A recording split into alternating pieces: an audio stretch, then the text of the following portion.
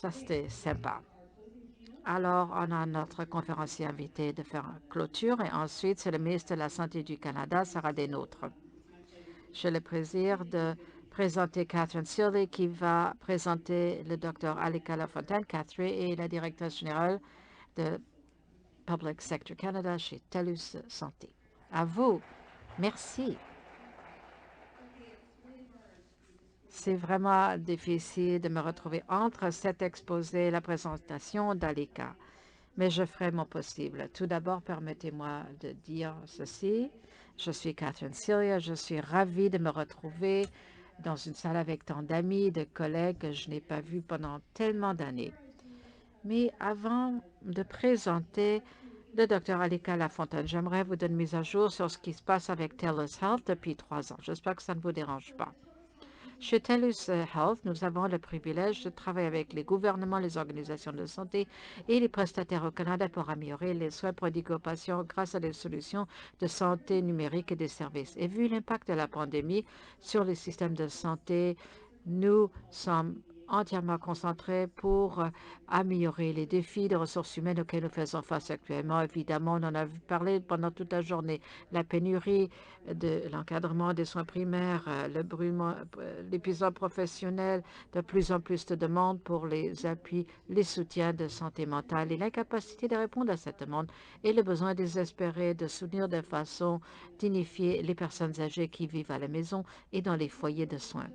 Et vu le leadership d'Inforut et nos partenaires aujourd'hui, nous pouvons jouer un rôle important en allégeant cette pression avec les technologies de santé numérique dont nous venons de parler. Pendant presque 15 ans, TELUS Health investit dans les solutions technologiques et les services novatrices numériques qui améliorent les soins. Et nous sommes vraiment enracinés dans notre objectif, c'est-à-dire de créer un avenir souriant où toutes les personnes au Canada et partout dans le monde aient accès à des services de santé et de prévention. Des solutions telles que les dossiers électroniques, le suivi à la maison, les solutions de santé mentale, etc., nous permettent d'avoir un meilleur accès aux prestataires de soins et des informations. Nous pouvons nous outiller comme citoyens d'être plus proactifs en gérant notre santé et la santé de nos proches. Nous sommes dévoués à ceci, à l'interopérabilité, y compris l'efficacité clinique, également défaire les silos d'information. J'aimerais citer quelques exemples qui montrent comment leurs soins de santé se sont accélérés au cours des 3 dernières années. Les soins virtuels, comme nous le savons, ont joué un rôle pivot pour assurer l'accès aux soins de santé mentale et primaire. 3,9 millions de Canadiens ont accès à ces services. Dans certaines provinces, TELUS a mis sur pied des lignes d'aide pour le clinicien en santé mentale et nous avons également créé des outils pour le personnel des premières lignes pour appuyer les personnes qui font face au stress post-traumatique et accumulé. Et également, nous avons une organisation de LifeWorks qui a 7000 employés, ce qui nous permet de contribuer à un portefeuille étendu de santé, de bien-être et également des solutions de bien-être financier.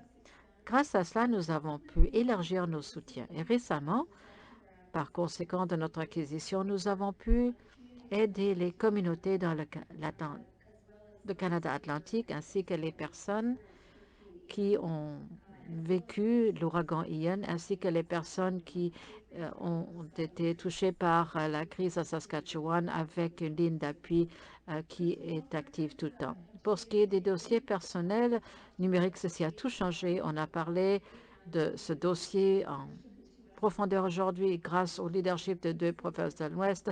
Nous avons plus de 2 millions de personnes qui ont accès à leur dossier personnel numérique et leurs informations peuvent encadrer leurs proches. Également, faire le suivi des soins à domicile a été également mise de l'avant au cours de la pandémie grâce aux solutions mises de l'avant par nous et d'autres. Et ceci donc permet de réduire donc les revisites à la salle d'urgence de 80 %. Nous espérons pouvoir soutenir beaucoup d'autres mises en œuvre qui permettent de réduire la capacité des lits de soins de longue durée et permettent aux personnes âgées de rester chez elles de façon sécuritaire. Nous avons réalisé des avances en interopérabilité et également nous avons l'échange avec PHA, donc nous avons un échange d'informations entre les systèmes d'information clinique Et nous avons également nos dispositifs de suivi des soins à domicile en Alberta. Et récemment, nous venons de lancer un service pharmaceutique numérique à toutes les provinces, à l'exception du Québec, malheureusement, mais ça s'en vient, peuvent maintenant automatiser leur rappel d'ordonnance, peuvent parler à un pharmacien numérique à tout moment grâce à notre solution de pharmacie numérique. Nous avons hâte de continuer à innover avec vous comme partenaire. Donc, demain matin, nous aurons l'occasion d'en parler un peu plus des innovations et je tiens à vous inviter à participer pour écouter Tim Ringa, sous-ministre adjoint avec Alberta Santa, Armin Donald, responsable de Saskatchewan, et Dr. Donald Matthew de TELUS. J'aimerais vous présenter le Dr. Alika Lafontaine, qui est président de l'Association médicale du Canada, est un médecin primé, un innovateur social et le tout premier médecin autochtone à figurer sur la liste de 50 médecins les plus influents selon le Medical Post. Il est né et a grandi dans le sud de la Saskatchewan et a d'ascendance autochtone mixte, Métis, et j'espère que je le prononce bien, Anishinaabe, Cri et insulaire du Pacifique. Et j'aimerais bien en dire plus, mais je sais qu'il y a beaucoup d'informations disponibles sur vous et j'aimerais dire que j'ai un article sur vous et j'aimerais que vous nous parliez un petit peu de votre parcours et votre cheminement pour devenir un médecin grâce à donc un gage. Et merci beaucoup, on a bien hâte d'écouter votre présentation aujourd'hui.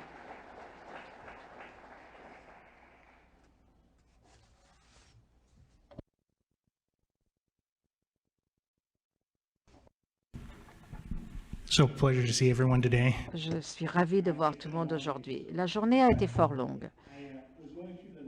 Je regarde la liste des choses dont on a parlé aujourd'hui et ce dont on va parler demain. Et j'aimerais revenir, et d'ailleurs, j'aimerais revenir sur quelque chose qu'on a dit souvent, c'est-à-dire les projets qui sont là depuis longtemps, c'est-à-dire cette couche qui sous-tend tout ce que nous faisons, que nous soyons alignés au niveau de nos priorités, nos valeurs, de nos points de convergence. Et depuis les derniers mois, j'ai beaucoup réfléchi à la raison pourquoi le changement dans la santé ne se produit pas et pourquoi, parfois, oui, on y arrive. Sans doute, vous savez que ça prend 30 ans pour un avancement médical d'être mis en place dans la pratique. Ça n'a pris que 7 ans pour l'amélioration de la qualité. L'amélioration de la qualité a été diffusée partout au Canada. Du jour au lendemain, je me rappelle, j'ai changé ma pratique comme donc j'étais nouveau, j'injectais toujours le même montant de fin d'année à tous les patients. Ça s'est arrêté du jour au lendemain. Certains changements ne prennent pas beaucoup de temps. J'étais résident. Et certains changements, cependant, prennent beaucoup de temps. Et si on essaie d'explorer le pourquoi, ça nous permettra de mieux comprendre comment nous allons nous en sortir de ces 20 ans pour apporter la santé numérique à tout le Canada. Petite divulgation, alors je n'ai rien d'autre que ce que je reçois brièvement aujourd'hui. Pour ce qui est des objectifs pour la journée, je vais vous parler d'une histoire rapide, un aperçu rapide de la complexité du système de santé. C'est simple, il y a beaucoup de nuances, mais je ne vais pas parler de tout. Je vais vous parler des modèles de mental et la réaffectation des ressources sont souvent à l'origine du pourquoi on ne change pas et une stratégie que j'ai mise en œuvre plusieurs fois au cours de ma carrière pour apporter le changement plus rapidement. Donc, l'accès et l'utilisation des soins de santé ont changé beaucoup depuis des années. Donc, l'assurance médicale a été fondée à Saskatchewan. Avant, il y avait une clinique, un hôpital dans toute petite ville. C'était juste à la fin des années 90 où nous avons commencé à régionaliser, consolider les systèmes de santé, décentraliser les milieux de soins. Les usagers, dans la dernière décennie, sont devenus également très mobiles, tels que les prestataires également. Il arrive assez fréquemment qu'une personne reçoive des soins colombie-britanniques et voit le médecin de famille et vient chez nous à Grand Prairie, en Alberta du Nord, pour une chirurgie. Mais ça a donc changé la façon dont les patients interagissent avec le système et ses complexités. Lorsque le patient se rendait à un seul endroit, c'était un ratio 1-1. On n'avait pas besoin de ce système d'information complexe, car la personne ne se rendait à un seul lieu. Pour les soins, il fallait coordonner les équipes, tout simplement dans l'édifice. Mais alors que On commençait à offrir les centres régionalisés. Il fallait suivre les patients qui allaient à différents endroits. Parfois, ils allaient aller à une clinique de médecin familial pour les soins primaires, ensuite à une clinique sans rendez-vous, ensuite à l'urgence, et il y a peut-être un hôpital qui offre des soins pédiatriques, l'autre ophtalmologie, etc. Donc, le système s'est complexifié, même si on était dans la même région et même si on était à des hôpitaux différents. Actuellement, nous avons beaucoup de patients différents qui se rendent à des endroits différents dans des juridictions différentes. Donc, il y a une augmentation énorme au niveau des cas complexes et des incidents. Les solutions à ces problèmes ont en fait débouché sur d'autres problèmes. La fragmentation était la solution. On ne pouvait pas composer avec les demandes énormes dans un seul édifice. Nous en avons construit un autre, un autre, un autre, un autre. Par conséquent, nous avons fragmenté les soins. On a commencé à segmenter et également vu la complexité qui était inhérente dans certains des soins que nous prodiguions. Donc, il y avait des centres d'excellence qui ont été créés en orthopédie, centres d'excellence en matière d'arthroscopie et également toutes sortes d'interventions commençaient à segmenter vu les réalités et la complexité des soins. Mais avec la modernisation, on a commencé à ajouter des solutions technologiques imposées sur les soins traditionnels.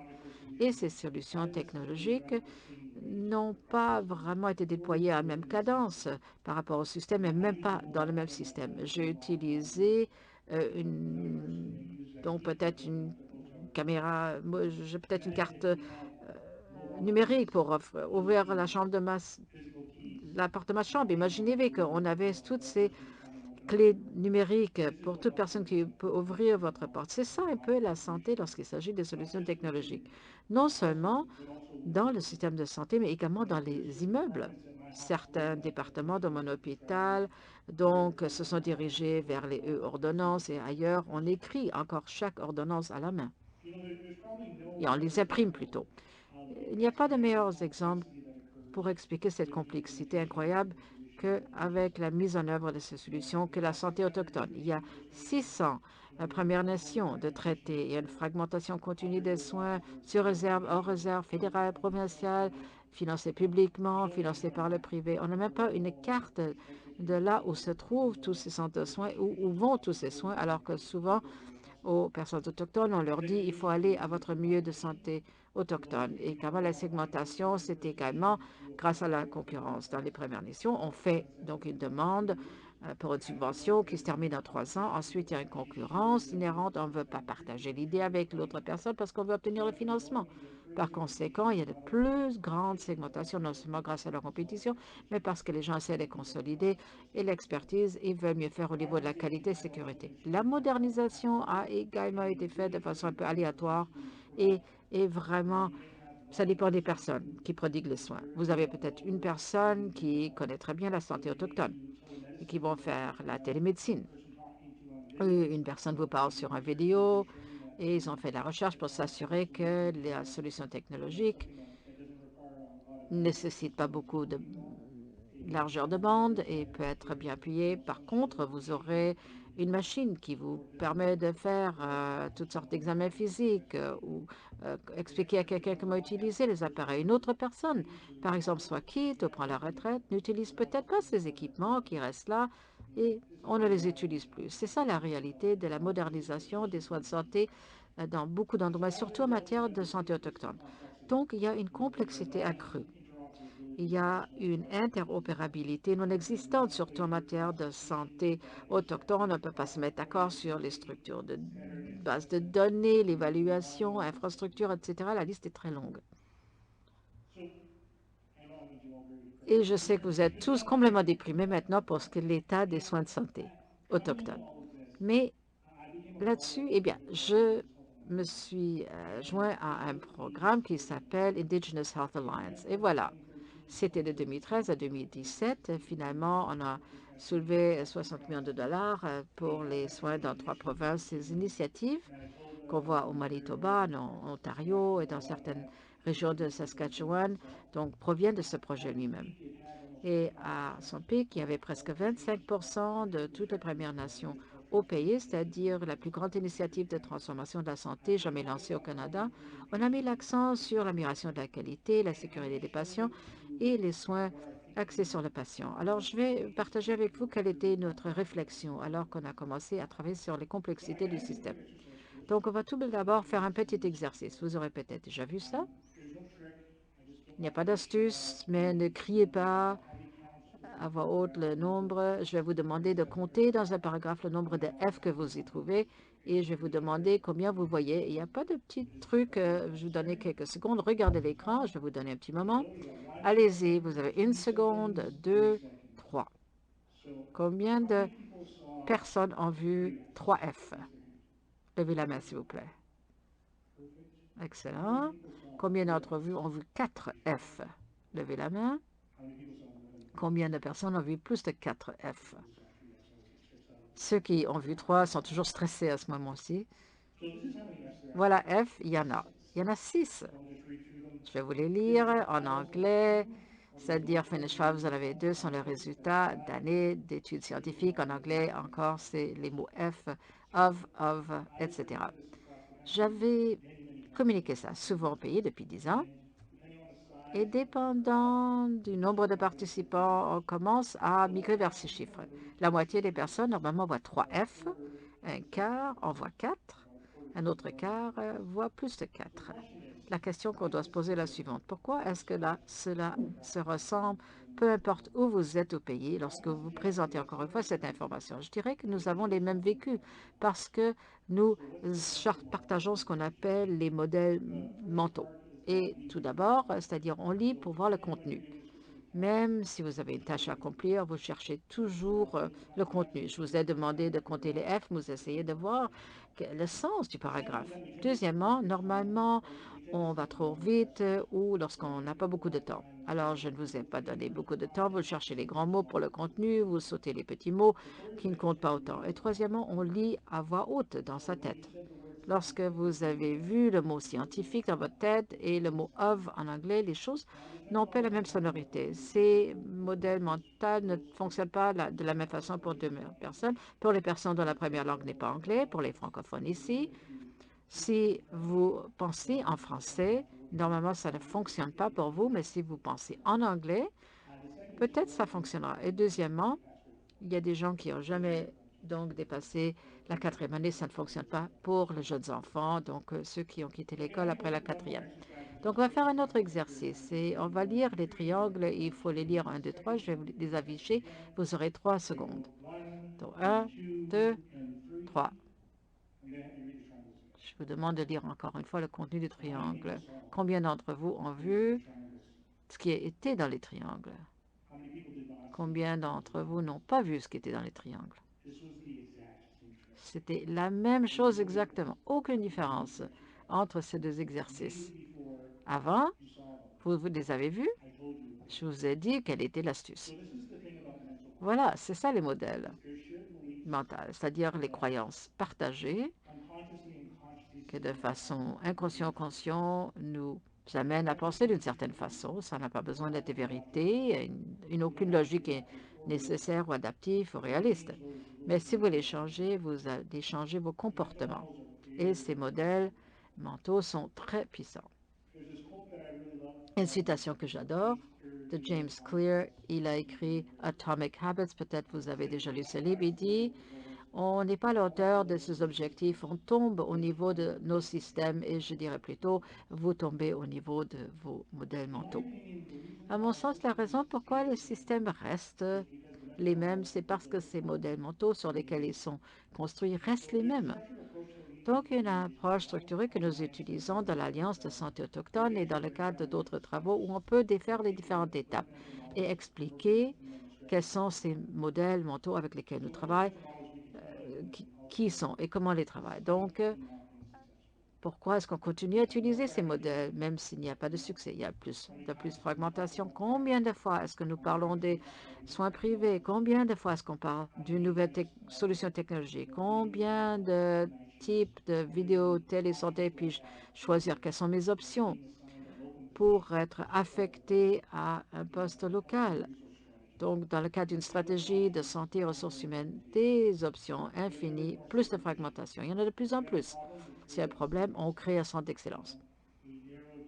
On cible, on cerne la santé numérique dans ses petites composantes et on creuse tellement qu'on oublie quel est le lien entre ça et les autres choses.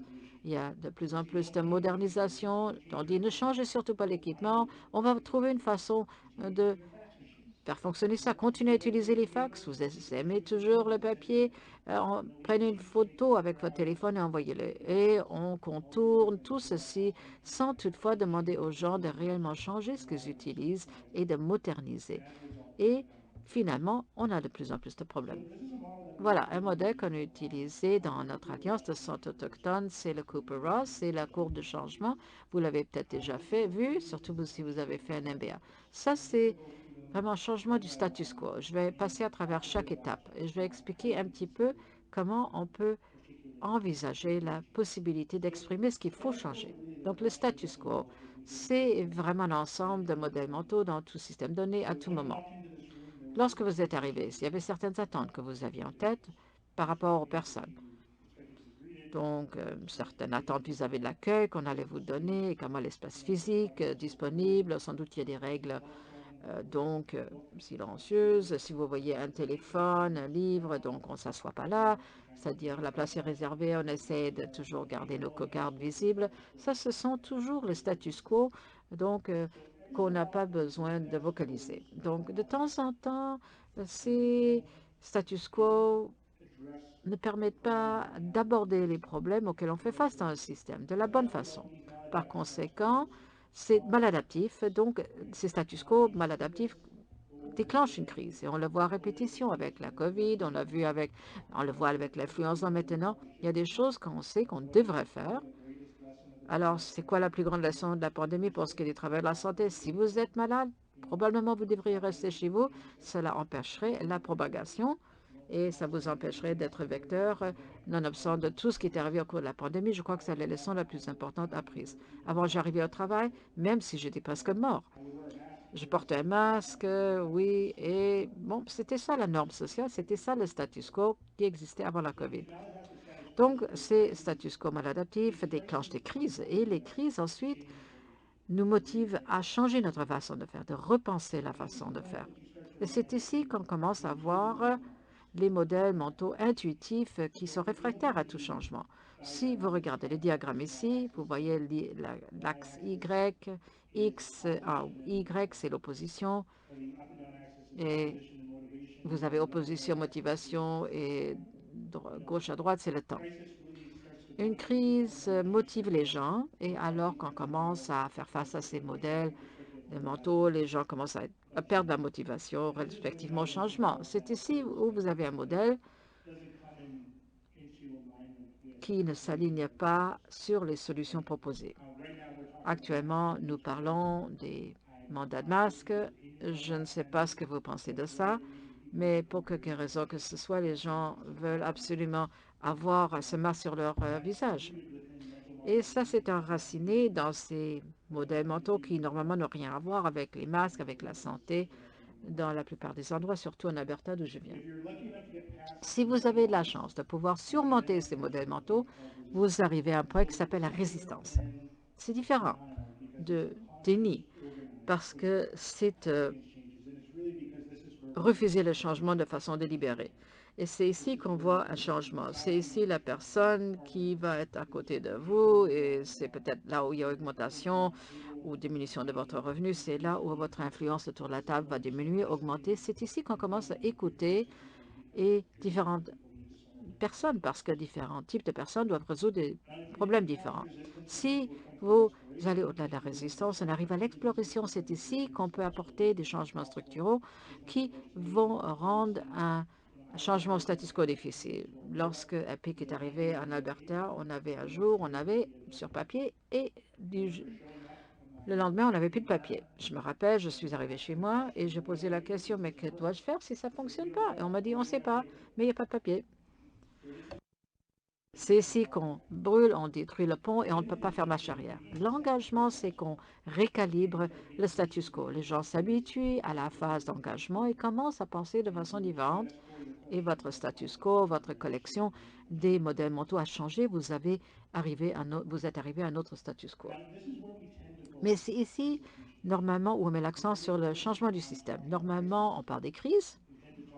Normalement, on parle beaucoup des changements que nous pouvons apporter. Nous parlons beaucoup des protocoles d'entente. On signe des engagements d'action et on parle des objectifs que nous aimerions tous réaliser, que nos aspirations. Nous parlons du nouveau status quo qui, dans un avenir, sera réalisable.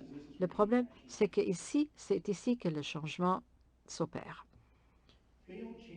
Donc, le- l'échec du changement, c'est un cycle. C'est parce que nous ne pouvons pas aller au-delà de résister au changement. Nous sommes dans le déni. Après des décennies de parler du changement, si on ne peut pas changer les modèles mentaux des gens, si on ne peut pas négocier cette résistance, vous allez échouer, vous allez retourner au status quo. Donc, du changement répété, échouer est vraiment une course vers le bas. Et je crois que c'est, par exemple, un professionnel de la santé qui passe à travers différents cycles du système, qui n'ont pas abordé les maladies respiratoires et leur effet d'avoir fermé complètement le système de santé. C'est à la première vague. Moi, je courais partout. J'essayais de voir qui je pouvais aider. Je suis anesthésiologue de formation et on avait des équipes d'intubation et j'étais au téléphone tout le temps. Je dis, appelez-moi quand il y a des problèmes. Deuxième vague, même problème. C'est-à-dire, il faut en apprendre un peu plus. Troisième vague, quatrième, cinquième vague. Je n'en peux plus. Tout le monde ne m'appelait plus. Utilisons une rotation où on peut affecter une seule personne, mais à moins que quelqu'un ait vraiment besoin d'aide, ne me contactez pas. Je suis complètement épuisé. Alors, que faire dans ces situations? Je vous suggère que vous pouvez créer une liste de questions pour chacune des phases. Pour le statu quo, il faut le définir. Quels sont les modèles mentaux qui sont inadaptés? Si vous vous asseyez, réfléchissez au défi, savoir s'il y a interopérabilité ou que vous parliez d'intelligence artificielle, vous pourriez créer, je pense, une liste de modèles mentaux. Ensuite, on peut identifier des crises qui se reproduisent parce que les gens finissent toujours par tomber dans les mêmes réflexes. Les fax qui envoient des renseignements au mauvais poste. La discussion verbale qui se détériore d'une personne à l'autre. Il y a le dossier patient non consolidé et dans un, on dit pas de chirurgie et les autres membres d'équipe ne s'en rendent pas compte ou eux n'apprennent pas cette donnée. Mais c'est ce qui alimente le changement. Plus la crise est profonde, plus le système est apte à changer. Dans le déni, il s'agit de définir en détail les modèles mentaux et ce qu'on a trouvé utile, c'est que les modèles les plus enchâssés sont ceux qui sont liés à l'identité et aux coûts irrécupérables, et ce biais des coûts irrécupérables. Si quelqu'un croit en quelque chose depuis 40 ans, ils ne veulent pas changer ce qu'il croit. Si quelqu'un s'identifie selon ce sur quoi ils ont travaillé, ils ne seront pas ouverts à d'autres modèles mentaux. Donc, on parle d'espace sûr pour décortiquer tout cela. Donc, ce qu'on fait, c'est d'aider les gens à déconstruire un petit peu la valeur.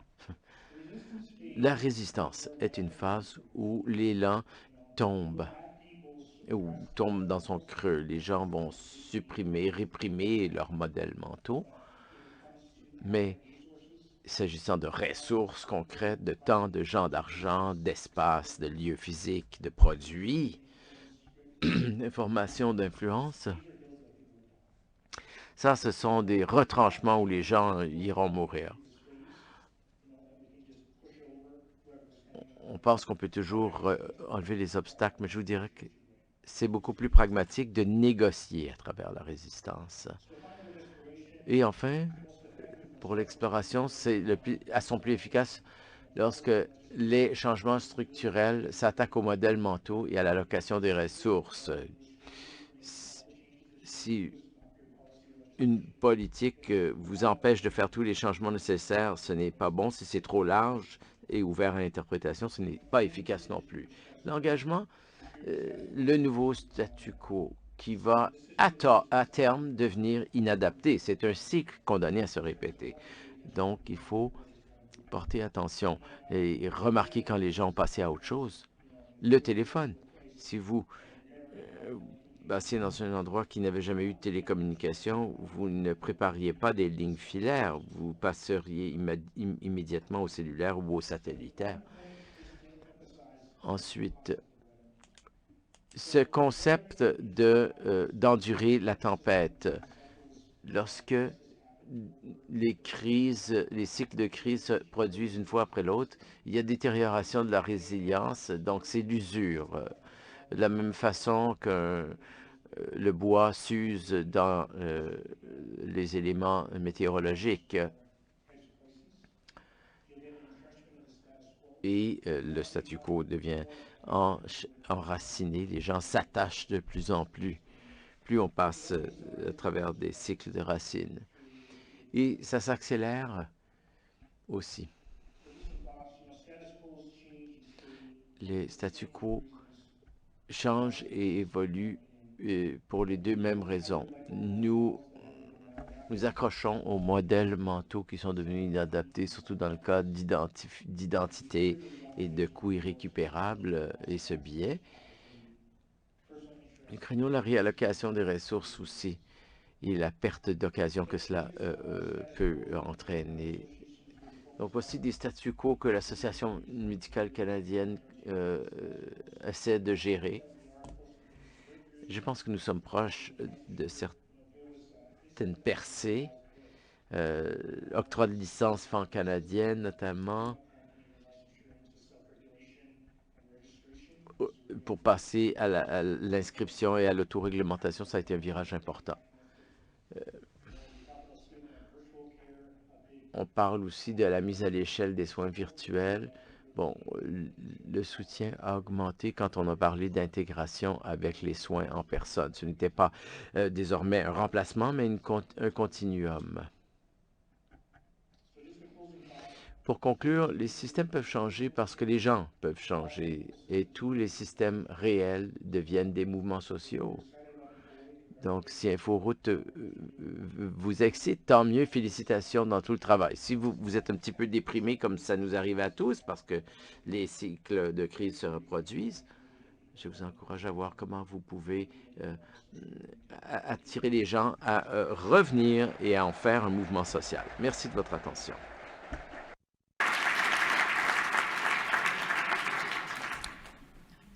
Thank you so much. Merci, Dr. Lafontaine. Vous êtes très, très occupé à titre de président de l'AMC, donc votre présence est vivement appréciée. S'il y a entre vous qui veut poser des questions. Hi, sorry. I was wondering if you could give some examples of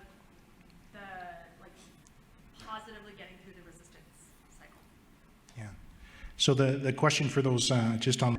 Bon, la question est la suivante. Des exemples, pouvez-vous citer des exemples de surmonter la résistance? Le Indigenous Health Alliance est un bon exemple.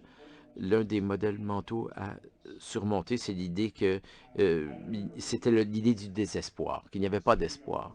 Je me souviens d'avoir rencontré des représentants importants de gouvernement et je ressentais que les interlocuteurs se sentaient de plus en plus attaqués quand on parlait de nos crises qu'on vivait. Et à un certain moment, l'un d'eux a dit « Mais rien ne va changer, alors je me demande pourquoi on se donne la peine. » Je me souviens d'avoir posé la question à la personne. Est-ce que ça va? Est-ce que ça va bien?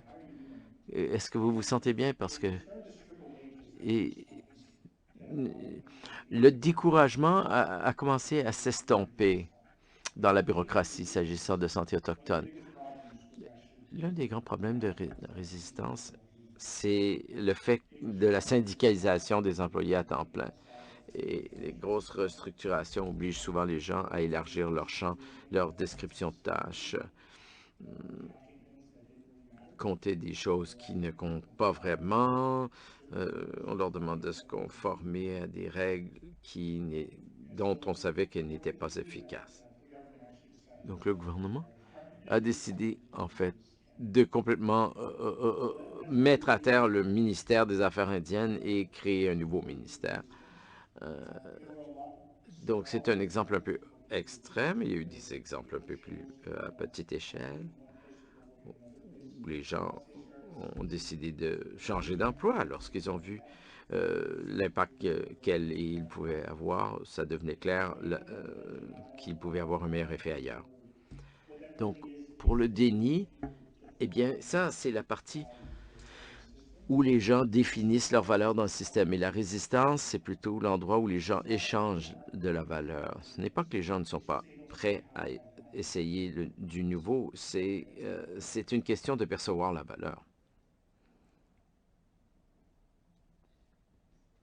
Merci. We see you everywhere. And something that has impressed me every time I've seen you is your optimism and your energy. And I'm wondering, how do you maintain that resiliency? What's the source of your strength? So La question est la suivante. Comment maintenez-vous votre résilience? Eh bien, vous savez, je suis déprimé comme tout le monde, ou sujet à la déprime. Pendant 5 minutes, vous me voyez à la télé, je souris. Tant mieux. Mais il y a deux volets. D'abord, les systèmes, ce sont des gens. Moi, j'ai beaucoup de confiance dans les gens, mais peu de confiance dans les systèmes. Si nous pouvons parler aux gens dans le système et vraiment faire appel à leurs valeurs, je pense que tous les systèmes peuvent changer. Il faut établir un lien. La partie la plus merveilleuse de la médecine et du travail clinique, je pense que vous serez d'accord. On nous a dit qu'il y avait un échange de valeurs en formation. Si vous sacrifiez votre temps, votre jeunesse, vos amis, vos hobbies et devenez très, très compétent, vous aurez l'occasion de vivre des moments extraordinaires. Quelqu'un vous quitte et vous pouvez vous dire, vous avez occasionné un changement dans la vie de quelqu'un. Et ça m'arrive de temps à autre, des moments comme cela. Et c'est ce qui me motive. Et je pense qu'il y a un corollaire aussi dans tout ce que vous faites, tous et toutes. Si vous vous sentez un peu désespéré, essayez de rétablir les liens avec les gens avec qui vous travaillez et créer ces moments où vous vous dites, si je n'étais pas là, ce changement positif ne se serait pas produit.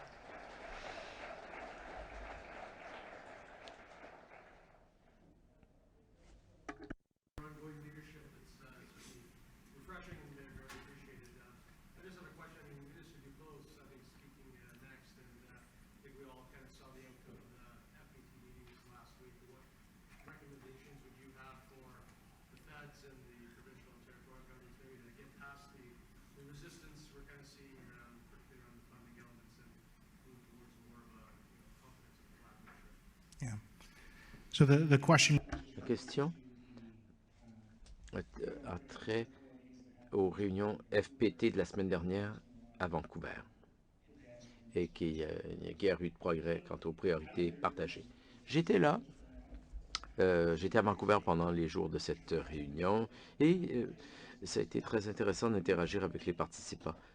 Tout le monde est conscient des problèmes. Tout le monde sait quels sont les problèmes. On n'a pas beaucoup parlé d'essayer de convaincre les gens que ce sont des problèmes qu'il faut régler.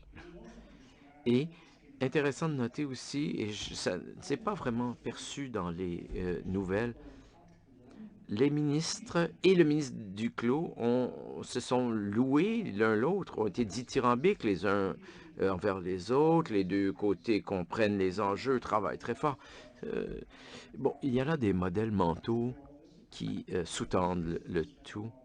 D'abord, le modèle selon lequel le financement de santé ne devrait pas être attaché à la santé. J'ai mis un sondage non scientifique sur Twitter, 400 répondants. La moitié croit que le financement de santé doit être attribué à la santé. Mais ce n'est pas vrai, ça va dans les revenus généraux.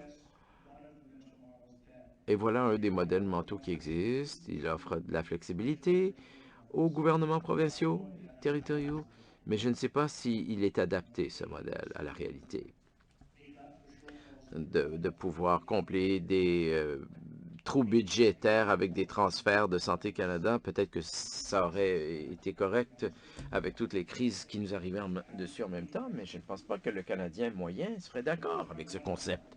Voilà un des modèles mal adaptés ou inadaptés. L'autre modèle,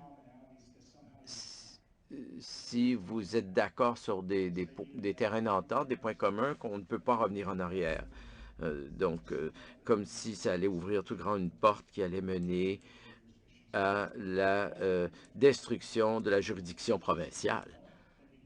Nous savons que nous devons nous appuyer sur des collaborations interprovinciales. Nous pourrions libérer tout le potentiel des soins collaboratifs si on ne se limitait pas à nos provinces, si on pouvait parler d'équipes soignantes de manière qui ne les contraignait pas à être géographiquement proches les unes des autres.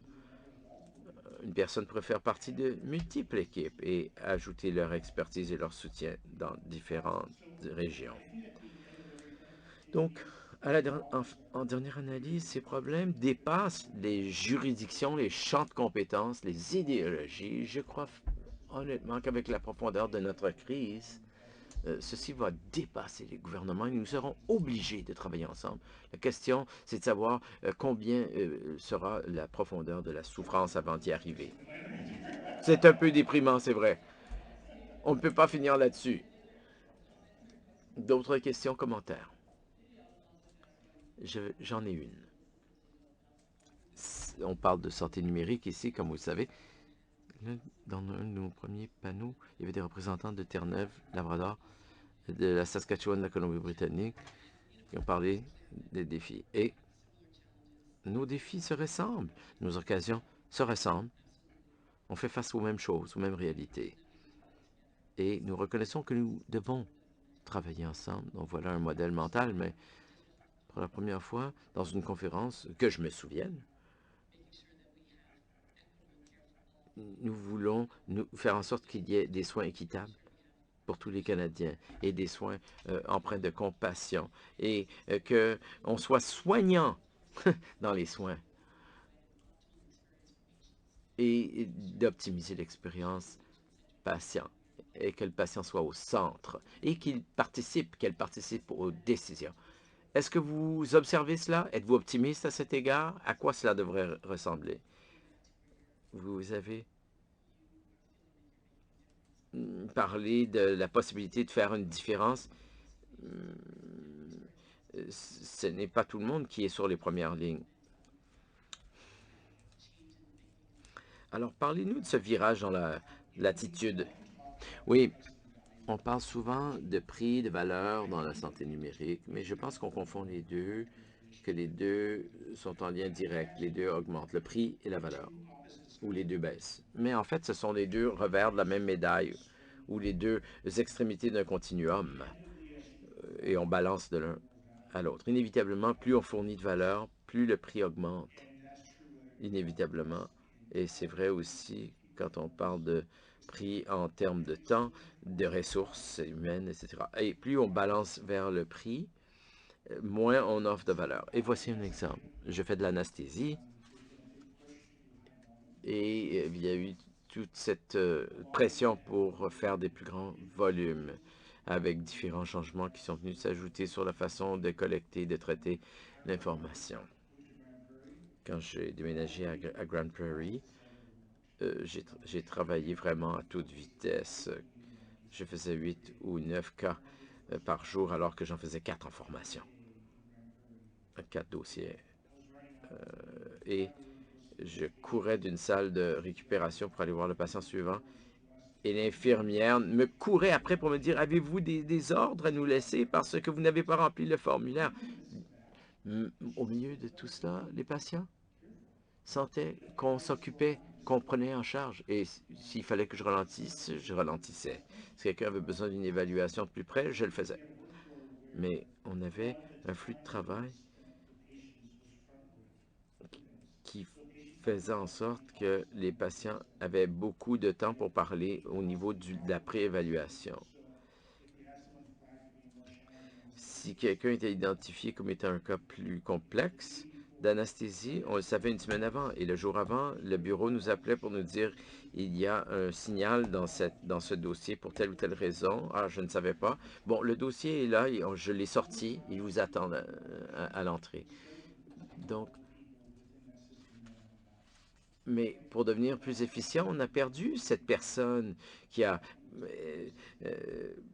tiré ce dossier, on a perdu notre accueil en soirée où cette personne, justement, et puis on est passé au Epic Connect Care, le dossier médical électronique. Et donc, tous les transcripteurs et spécialisés de transcription n'étaient plus là. Avant, je pouvais dicter et dire « Veuillez copier le docteur un tel, une telle ». Maintenant, je dois essayer de chercher leur nom dans le courriel.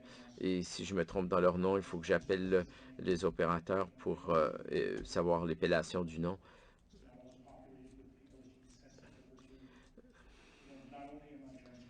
Donc là, non seulement je transcris le tout, mais je m'assure que ma grammaire, ma syntaxe soit correcte pour que je n'ai pas besoin de saisir l'information plus d'une fois. Quelquefois, il faut restructurer, surtout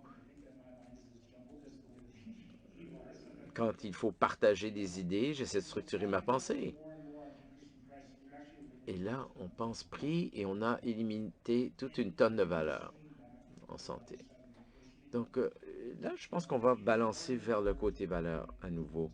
Mais ça devient plus difficile de trouver des moments de connexion. Si les gens s'épuisent, c'est parce qu'ils arrivent au travail et ont l'impression de courir sans faire de différence dans la vie des gens. Ça s'exprime de différentes façons. On utilise beaucoup de corollaires, mais je parle d'expérience quand je dis que les travailleurs de la santé sont très résilients. On est habitué à travailler de longues heures, mais en revanche, on faisait une différence dans la vie des patients et ce n'est plus le cas, tout simplement, pour beaucoup. La compassion fait en sorte qu'il est inévitable que le pendule retourne vers le côté valeur du pendule, du continuum. D'autres questions? J'ai le grand plaisir de vous remercier. Nous apprécions vos éclairages. Bonne chance dans votre présidence de l'Association médicale canadienne.